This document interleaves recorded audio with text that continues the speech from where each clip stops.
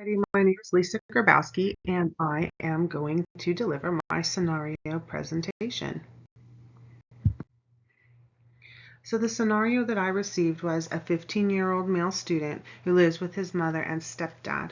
There's no communication with his bio dad, and biological dad has informed mother that he has sent the boy messages, but his son doesn't reply. Father left the family when his son was a very young age and has not seen or heard from him in the last 5 years. The student hasn't attended in-person learning since 8th grade. Student shows signs of depression and stress. He also has a history of associating with negative peers and gang involvement, which includes fighting and suspicious behavior. The student also has a history of being bullied. An SST was held for the student. So when we look at this scenario, I think it's important to analyze some of the key factors. So this involves a 15-year-old male student facing several significant challenges. While his ethnicity and sexuality are not specified, these factors may be relevant in understanding his experiences and his responses. The student shows clear signs of social and emotional issues, including depression and stress, that's compounded by a history of being bullied. Academically, he hasn't attended in-school learning since the 8th grade, which may also be contributing to his current struggles. The family dynamics show that he lives with his mother and his stepdad with no communication with his biological father who left the family 5 years ago. This lack of parental contact could also be a source of emotional distress.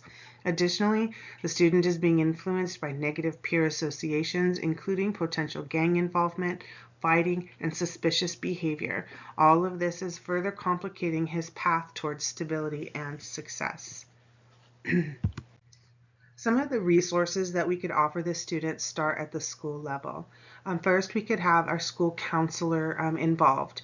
At Sierra High School, Chad Augustini is our school counselor, and he would be able to assist with emotional and social issues, and if needed, provide academic guidance to help this student who has not been in in-person learning for quite some time.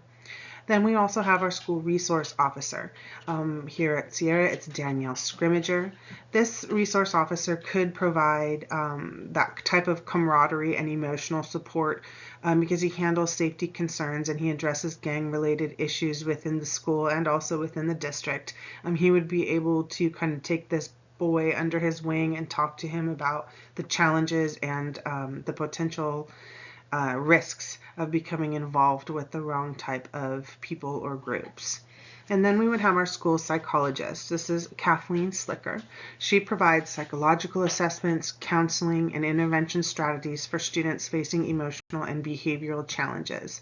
Kathleen would be integral with inputting intervention strategies that we could use on campus, in the classroom, and potentially spill over into his home life. Then we go to our district level resources. District mental health services are provided by our school and district nurses. Jessica Red is the district nurse and Elizabeth Membel is the campus nurse. They would be able to offer counseling and mental health support to the student. And then our district student services person is Anthony Chapman. He provides interventions and support plans. He could help this boy get back on academic track, and he could also introduce the family to some potential resources that they either were not aware of or didn't sign up for. Any of those things, he would be able to point them in that way. And then we have our family engagement liaison. This is Linda Donalso. She supports family school partnerships, offers resources and workshops that will help families engage in their child's education and well-being. Again, just another way to kind of bring resources to the family in ways that would continue to support the student. And finally, we have Valley Community Counseling Services. These services are offered to our Manteca Unified students. We have counselors on campus, and they would be able to help therapeutically as well as be a safe place for the student to talk about what's going on for him. Our community resources that we could address the needs of this 15-year-old student start with San Joaquin County Behavioral Health Services. Here they would offer mental health assessments, counseling, crisis intervention, and substance abuse treatment. This can help the student address the signs of depression and stress. Then we also have the San Joaquin County Child Abuse Prevention Council. They would also provide counseling and support for the children and families dealing with trauma, potential emotions from abandonment issues. They offer parenting classes and bullying prevention programs. For a more direct community engagement, the Community Partnership for Families of San Joaquin offers youth mentorship. They have family support services again and resources to help youth avoid gang involvement. The Manteca Police Department of Youth and Community Services would also provide critical support through gang prevention programs and school resource officers. This would ensure safety and it would help with fostering positive development among youth.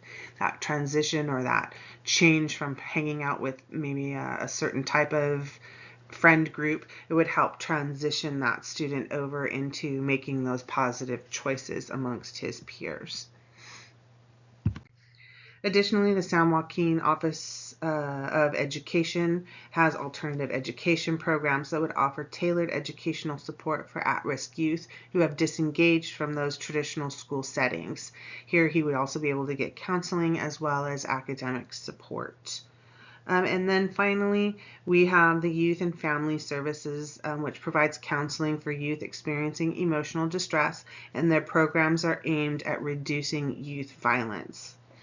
I think the collective of these resources offer a comprehensive support system that would help the student navigate his emotional, social, and academic challenges with a particular focus on mitigating gang involvement and fostering a healthier family dynamic.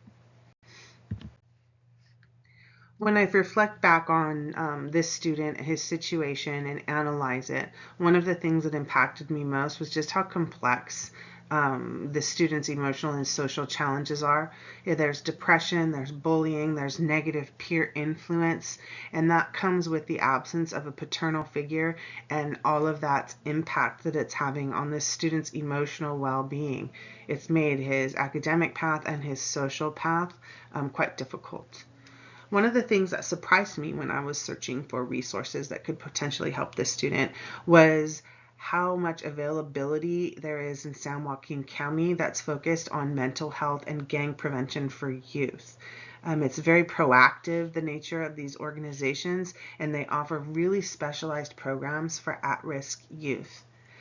The resources that I believe are still needed potentially could focus on rebuilding family relationships, especially when it comes to children and estranged parents.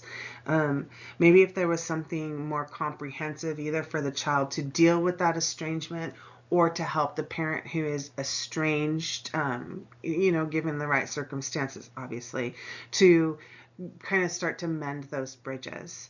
And I also think more comprehensive and ongoing anti-bullying programs need to be in all of our schools. So as far as how I could use this information in my current role, I really think that it will help me to be a better advocate for my students by kind of giving me those go-tos to connect them with the right resources and support systems.